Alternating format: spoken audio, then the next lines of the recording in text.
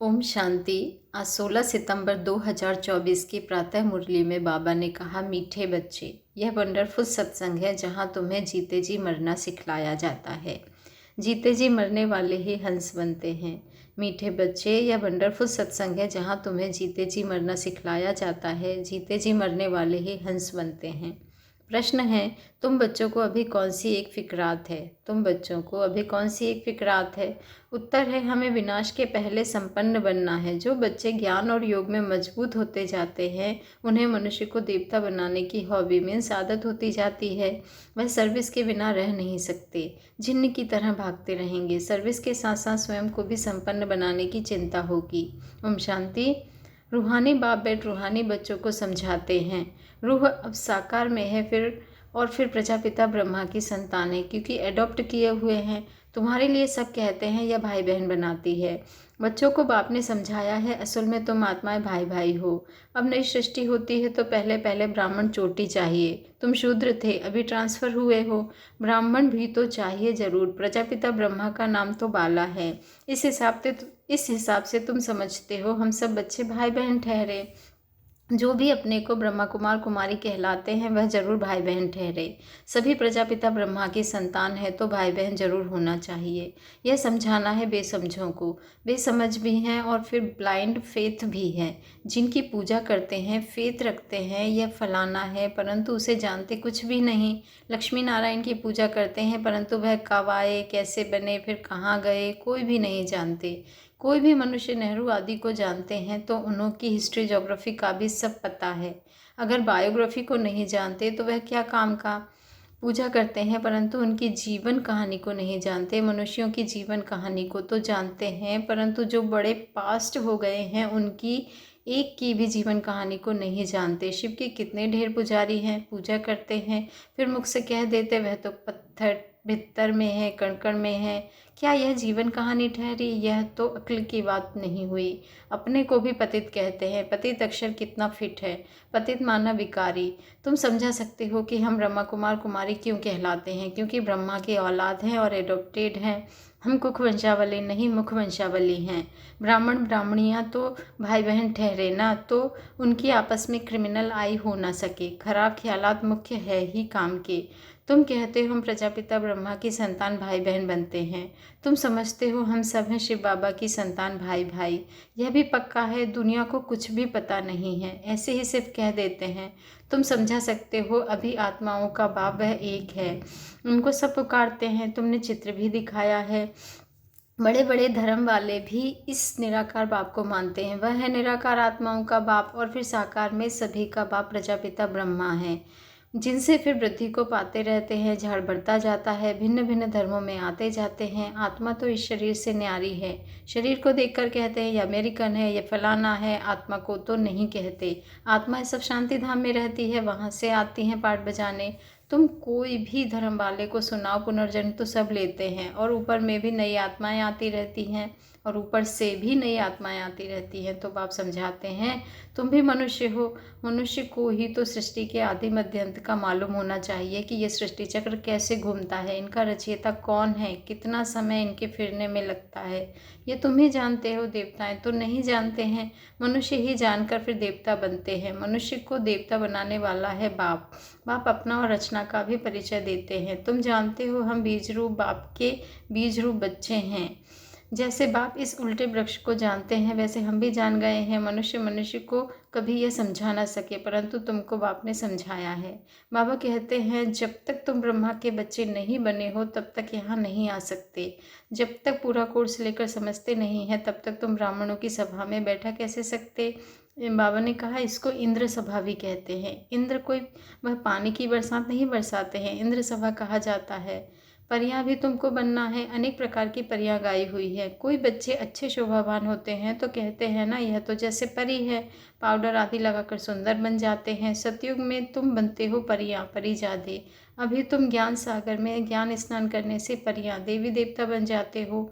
तुम जानते हो हम क्या से क्या बन रहे हैं। जो सदा प्योर बाप हैं जो सदा प्योर बाप है, सदा खूबसूरत है, वह मुसाफिर तुमको ऐसा बनाने के लिए सांवरे तन में प्रवेश करते हैं। अब गोरा कौन बनावे? बाबा को बनाना पड़े ना। सृष्टि का चक्र तो फिरना है। अब तुमको गोरा बनना है। पढ़ाने वाला ज्ञान सागर एक ही बाप है। ज्ञान का सागर, प्रेम का सागर है। उस बाप की जो महिमा गाई जाती है वह लौकिक बाप की थोड़ी ही हो सकती है, बेहद के बाप की ही महिमा है। उनको ही सब पुकारते हैं कि हमको ऐसी महिमा वाला आकर बनाओ। अभी तुम बन रहे हो ना, नंबरवार पुरुषार्थ अनुसार। पढ़ाई में सब एक रस नहीं होते हैं, रात दिन का फर्क रहता है ना। तुम्हारे पास भी बहुत आएंगे, ब्राह्मण जरूर बनना है। फिर कोई अच्छी रीति पढ़ते हैं, कोई कम। जो पढ़ाई में सबसे अच्छा होगा तो दूसरों को भी पढ़ा सकेंगे। तुम समझ सकते हो, इतने कॉलेज निकलते रहते हैं। बाबा भी कहते हैं कॉलेज ऐसा बनाओ जो कोई भी समझ सके कि इस कॉलेज में रचता और रचना के आदि मध्यांत का नॉलेज मिलता है। वहाँ भारत में ही आते हैं तो भारत में ही कॉलेज खुलते रहते हैं, आगे चल विदेश में भी खुलते जाएंगे। बहुत कॉलेज यूनिवर्सिटीज़ चाहिए ना, जहाँ बहुत आकर पढ़ेंगे। फिर जब पढ़ाई पूरी होगी तो देवी देवता धर्म में सब ट्रांसफ़र हो जाएंगे, अर्थात मनुष्य से देवता बन जाएंगे। तो मनुष्य से देवता बनते हो ना। गायन भी है मनुष्य से देवता की है। यहाँ यह है मनुष्यों की दुनिया, वह है देवताओं की दुनिया। देवताओं और मनुष्यों में रात दिन का फर्क है। दिन में है देवताएं, रात में है मनुष्य। बाबा ने कहा सब भक्ति भक्त हैं, पुजारी हैं। अभी तुम पुजारी से पूज्य बनते हो। सतयुग में शास्त्र भक्ति आदि का नाम नहीं होता है, वहाँ है सब देवता। मनुष्य होते हैं भक्त, मनुष्य ही फिर देवता बनते हैं। वह है देवी दुनिया, इसको कहा जाता है आसुरी दुनिया। राम राज्य और रावण राज्य। आगे तुम्हारी बुद्धि में यह थोड़े ही था कि रावण राज्य किसको कहा जाता है, रावण कब आया, कुछ भी पता नहीं था। कहते हैं लंका समुद्र में डूब गई, ऐसे ही फिर द्वारिका के लिए भी कहते हैं। अभी तुम जानते हो यह सारी लंका डूबने की है। सारी दुनिया भी बेहद की लंका है, यह सब डूब जाएगी, पानी आ जाएगा। बाकी स्वर्ग कोई डूबता थोड़े ही है। कितना अथाह धन था, बाप ने समझाया है। एक ही सोमनाथ मंदिर को मुसलमानों ने कितना लूटा, अभी देखो कुछ नहीं रहा। भारत में कितना अथाह धन था, भारत को ही स्वर्ग कहा जाता है, अभी स्वर्ग कहेंगे। अभी तो नर्क है।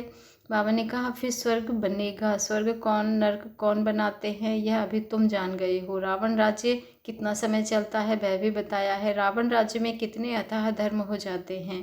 राम राज्य में तो सिर्फ सूर्यवंशी चंद्रवंशी रहते हैं। अभी तुम पढ़ रहे हो, यह पढ़ाई और कोई की बुद्धि में नहीं है, वह तो है ही रावण राज्य में। राम राज्य होता है सतयुग में। बाप कहते हैं हम तुमको लायक बनाते हैं, फिर तुम न लायक बन जाते हो। नालायक क्यों कहते हैं? क्योंकि पतित बन जाते हो। देवताओं की, बाबा ने कहा देवताओं के लायकी की महिमा और अपनी नालायकी की महिमा गाते हैं। बाबा कहते हैं, बाप समझाते हैं, तुम जब पूज्य थे तो नई दुनिया थी, बहुत थोड़े मनुष्य थे, सारे विश्व के तुम ही मालिक थे। अभी तुमको बहुत खुशी होनी चाहिए, भाई बहन तो बनते हो ना। वह कहते हैं यह घर फिटाते हैं, वही फिर आकर जब शिक्षा लेते हैं तो यहाँ आने से समझते हैं कि नॉलेज तो बहुत अच्छी है, अर्थ समझते हैं ना।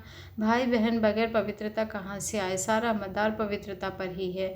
बाप आते ही हैं मगध देश में, जो कि बहुत गिरा हुआ देश है, बहुत पतित है, खान पान भी गंदा है।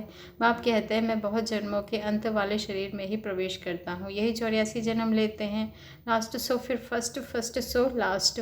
मिसाल तो एक का बताएंगे ना, तुम्हारी यूनिवर्सिटी बनने वाली है, जितनी अच्छी रीति समझते जाएंगे फिर तो तुम्हारे पास बहुत आएंगे। अभी यह बहुत छोटा झाड़ है, तूफान भी बहुत लगते हैं। सतयुग में तूफानों की बात ही नहीं रहती। बाबा ने कहा सतयुग में तूफानों की बात ही नहीं, ऊपर से नई नई आत्माएं आती रहती हैं। यहाँ तूफान लगते ही गिर पड़ते हैं, वहाँ तो माया का तूफान होता ही नहीं, यहाँ तो बैठे बैठे मर जाते हैं और फिर तुम्हारी माया के साथ युद्ध है तो वह भी हैरान करती है। सतयुग में यह नहीं होगा, दूसरे कोई धर्म में ऐसी बात होती नहीं। रावण राज्य और राम राज्य को और कोई समझते ही नहीं है। भल सत्संग में जाते हैं, वहाँ मरने जीने की बात नहीं होती। यहाँ तो बच्चे अडॉप्ट होते हैं, कहते हैं हम शिव बाबा के बच्चे हैं, उनसे वर्षा लेते हैं, लेते लेते फिर गिर पड़ते हैं तो वर्षा भी खलास, हंस से बदलकर बगुला बन जाते हैं। फिर भी बाप रहम दिल है तो समझाते रहते हैं। कोई फिर से चढ़ जाते हैं, जो थमे स्थिर रहते हैं उनको कहेंगे महावीर हनुमान, तुम हो महावीर महावीरनी। बाबा ने कहा नंबरवार तो है ही, सबसे पहलवान को महावीर कहा जाता है, आदिदेव को ही भी महावीर कहते हैं, जिससे ही यह महावीर पैदा होते हैं जो विश्व का राज्य करते हैं। नंबरवार पुरुषार्थ अनुसार रावण पर विजय प्राप्त करने के लिए पुरुषार्थ करते रहते हैं। रावण है 5 विकार, यह तो समझ की बात है, अभी तुम्हारी बुद्धि का ताला बाप खोलते हैं, फिर ताला एकदम बंद हो जाता है। यहाँ भी ऐसे है, जिनका ताला खुलता है तो वह जाकर सर्विस करते हैं। बाप कहते हैं जाकर सर्विस करो, गटर में जो पड़े हैं उनको निकालो। ऐसे नहीं कि तुम भी गटर में गिरो, तुम बाहर निकल, औरों को भी निकालो। विषय वैतरणी नदी में अपरंपार दुख है, अपरंपार दुख है, अभी अपरंपार सुखों में चलना है। जो अपरंपार सुख देते हैं उनकी महिमा गाई जाती है। रावण जो दुख देते हैं उनकी महिमा होगी क्या? रावण को कहा जाता है असुर। बाप कहते हैं तुम रावण राज्य में थे, अभी अपार सुख पाने के लिए तुम यहाँ आए हो। तुमको कितने अपार सुख मिलते हैं, खुशी कितनी रहनी चाहिए और खबरदार भी रहना चाहिए। पोजीशन तो नंबरवार होती है। हर एक, बाबा ने कहा हर एक एक्टर का पोजीशन अलग है, सब में तो ईश्वर हो ना सके। बाबा ने कहा बाप हर बात बैठ समझाते हैं। तुम बाप को रचना के आदि मध्य अंत को जान जाते हो। नंबरवार पुरुषार्थ अनुसार नंबरवार पढ़ाई पर ही मार्क्स होती है। यह है बेहद की पढ़ाई, इसमें बच्चों का बहुत अटेंशन होना चाहिए। पढ़ाई एक रोज़ भी मिस ना हो। हम है स्टूडेंट, गॉड फादर पढ़ाते हैं, वह नशा बच्चों को चढ़ा रहना चाहिए। भगवानुवाच। सिर्फ उन्होंने नाम बदलकर श्री कृष्ण का नाम डाल दिया है, भूल से श्री कृष्ण भगवानुवाद समझ लिया है, क्योंकि श्री कृष्ण हुआ नेक्स्ट टू गॉड।